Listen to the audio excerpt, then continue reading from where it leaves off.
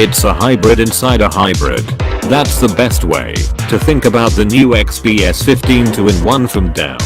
This big screen laptop has a 360-degree hinge, so it folds all the way back to form a tablet.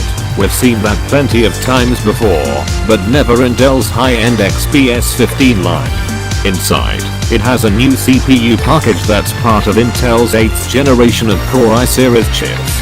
But this is also a hybrid part. It's one of the very first examples we've seen of a new Intel-AMD partnership, where these two component rivals are teaming up.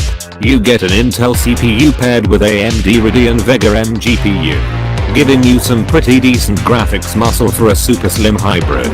With these new parts, plus better cooling, and a bigger heat spreader, Dell claims the battery will run for 15 hours. It's 16mm thick, which is pretty thin for any kind of 15-inch laptop, and the edge-to-edge Infinity display has 4K resolution.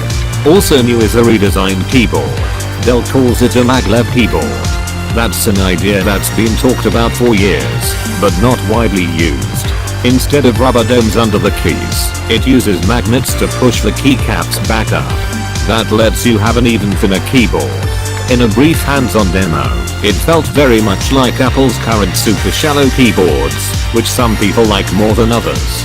The new XPS 15 2-in-1 will be available in the spring, and starts at $1,299 in the US.